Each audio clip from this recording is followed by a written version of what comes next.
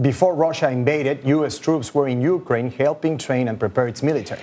Those troops left before the war started, and the U.S. has since said repeatedly it will not send anyone back. Politico reported in December the Pentagon pushed to have more troops sent to Ukraine to help them train for a potential war. At the time, Russia had some 100,000 troops gathered along its border with Ukraine. According to reports, the White House threw out the plan to send more American troops. The administration was concerned it would escalate tensions. And Davis Winkie joins us now for more. He's a reporter for the Army Times. Davis, when U.S. forces were in Ukraine before the invasion, what exactly were they doing and what did the training consist of? So on the eve of the invasion, your main groups of U.S. troops in Ukraine were there on training missions. You had a group of Florida National Guard troops who were at the Yavorov Training Center in western Ukraine that were helping to train conventional Ukrainian forces. And then overall, off and on, you've had U.S. Special Operations Forces training with their Ukrainian counterparts, dating all the way back to 2014. And those efforts were ongoing as long as possible until the outbreak of hostilities. So you say 2014. When it comes to this, I think a lot of people might be surprised to hear that. Can you just talk a little bit more? What exactly were they doing? What else did their buildup consist of? Yeah, the U.S. and NATO and Europe's security cooperation with Ukraine dates back to when a pro-Western government was established in 2014, and also when Russia first invaded Ukraine in the country's east.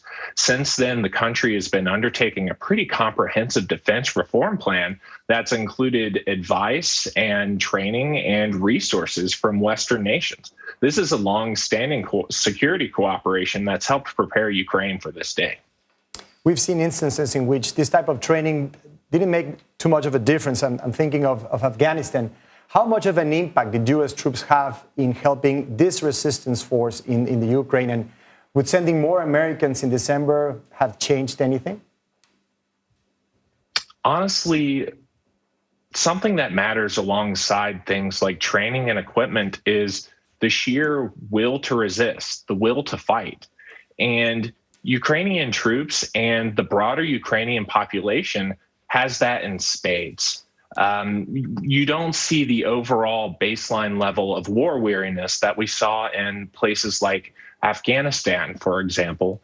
And to the Ukrainian populace, they see what's been going on in Russia with the erosion of freedoms and the rise of authoritarian rule over the past 2 decades. And they don't want that to happen to them.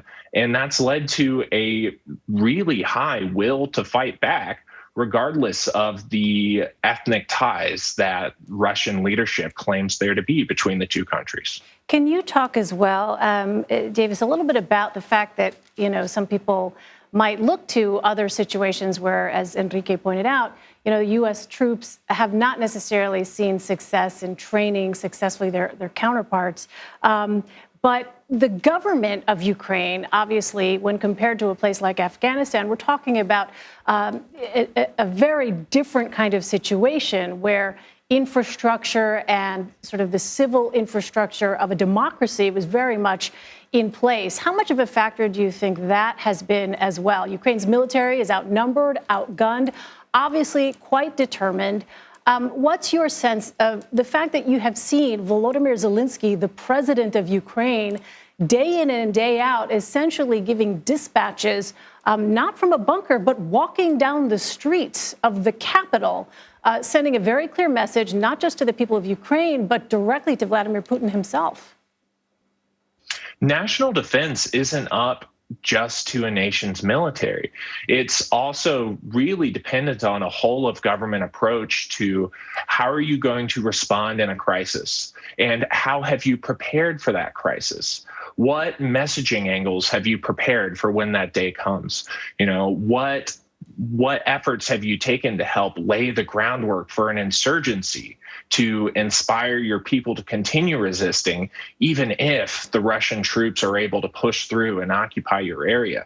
The Ukrainian government has been preparing for this since 2014 and in a more intense fashion since 2018, when I broke that interagency talks had been happening with U.S., European, and Ukrainian officials in Kiev to develop a plan to sustain a Ukrainian resistance for when this day finally came.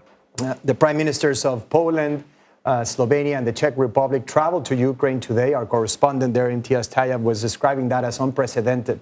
What does a show of support like that do for morale? It's something that's got to be really inspiring for the populace, especially when they've been seeing their president's leadership from the front and his calls for support from Europe, NATO, and the U.S. Although that support has not and most likely will not rise to the level of direct military assistance, the fact that EU heads of state are traveling into Kiev, into an active war zone, is an extremely symbolic, extremely meaningful show of support that shows that if Ukraine weathers this storm and survives as a state, despite Russian regime change goals, there is a future for them in a free Europe. All right, well, it's really remarkable context and reporting that you provided. Winkie. Davis, thank you so much for joining us. We really appreciate it. Thanks for having me.